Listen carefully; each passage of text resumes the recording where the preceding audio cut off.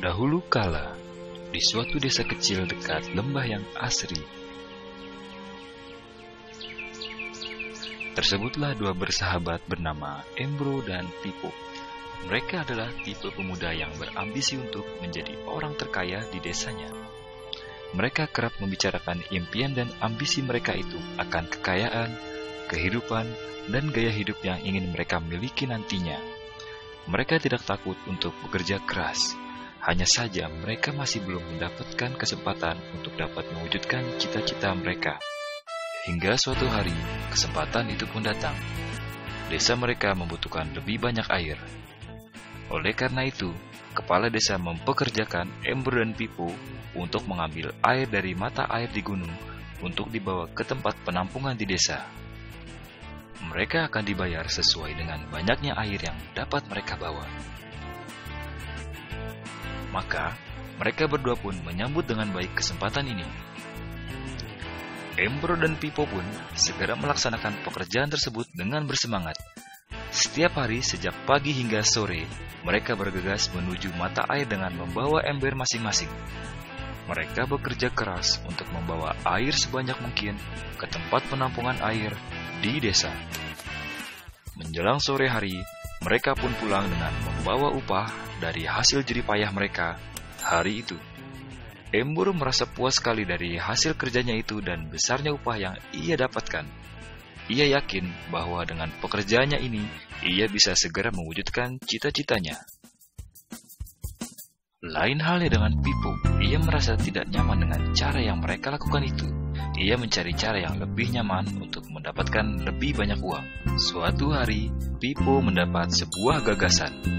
Ia berniat membangun sebuah saluran pipa untuk langsung mengalirkan air ke tempat penampungan di desanya, sehingga ia tidak perlu lagi membawa ember. Dengan antusias, Pipo pun menceritakan gagasannya ini kepada Embro dan mengajaknya bekerja sama. Tetapi, Embro tidak sependapat. Ia bahkan mentertawakan gagasan Pipo tersebut. Embro merasa dirinya mampu mendapatkan lebih banyak uang dengan cara lebih sering mengambil air dan menggunakan ember yang lebih besar. Dengan cara ini, Embro yakin penghasilannya akan meningkat. Pipo akhirnya memutuskan untuk mewujudkan sendiri gagasannya itu. Ia mengerti tidaklah mudah untuk membangun saluran pipa tersebut. Dibutuhkan beberapa tahun untuk menyelesaikan dan menikmati hasilnya. Namun, tekadnya telah bulat. Ia pun tetap bekerja keras mengangkat air dengan ember setiap hari seperti biasa. Tetapi di akhir minggu dan setiap ada waktu luang, Pipo bekerja untuk membangun saluran pipanya. Pada bulan-bulan pertama, hasilnya hampir tidak kelihatan. Orang-orang mulai banyak mentertawakan dan mencemooh Pipo. Mereka menjulukinya Pipo si manusia saluran pipa. Sementara itu, penghasilan Embro telah meningkat 2 kali lipat. Ia sudah berhasil membeli hal-hal yang selama ini dia impikan. Gaya hidupnya pun sudah mulai berubah. Ia sering menghabiskan waktu dengan berfoya-foya sepulang kerja, menikmati hasil jerih payahnya mengangkat ember.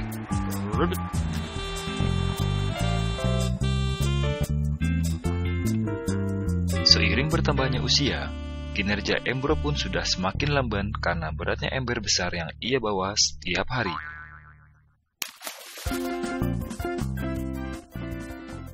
Bulan berganti bulan, tahun berganti tahun, dan akhirnya Pipo berhasil menyelesaikan saluran pipanya. Kini tanpa perlu bersusah payah mengangkat ember, Pipo akan mendapat lebih banyak uang berkat air yang terus mengalir memenuhi tong-tong air di tempat penampungan.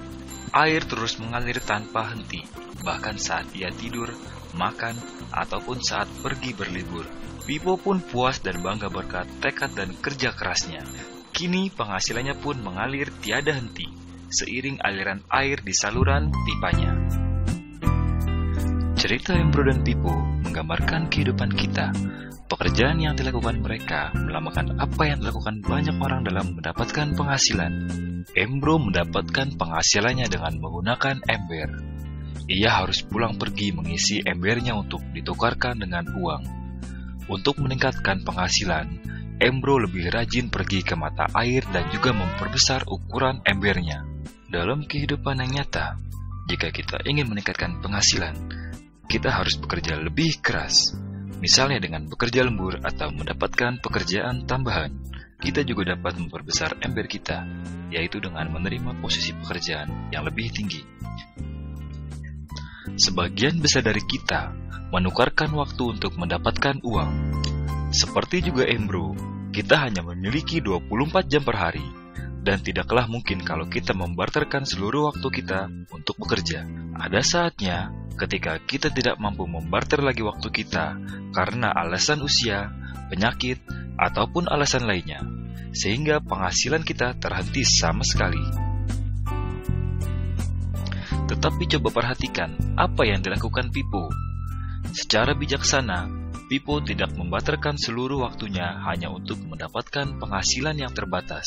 Dia menggunakan sebagian waktu yang dimilikinya untuk membangun saluran pipa karena dia tahu saluran pipa ini akan mendatangkan penghasilan yang berkesinambungan tanpa ia harus membarterkan seluruh waktunya. Dia tahu bahwa suatu hari nanti, mungkin karena alasan usia atau kesehatan, dia tidak akan lagi dapat membarterkan waktunya dengan uang. Untuk mampu mewujudkan gagasannya, dia hanya perlu bekerja keras sekali saja dengan cara membangun saluran pipa.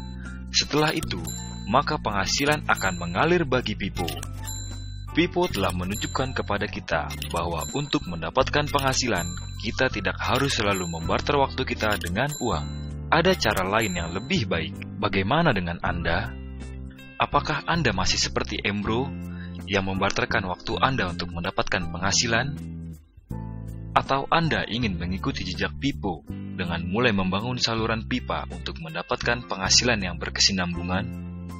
Jika Anda tertarik dengan gagasan saluran pipa, hubungi orang yang meminjamkan Anda DVD ini agar Anda bisa memulai membangun saluran pipa penghasilan Anda saat ini juga.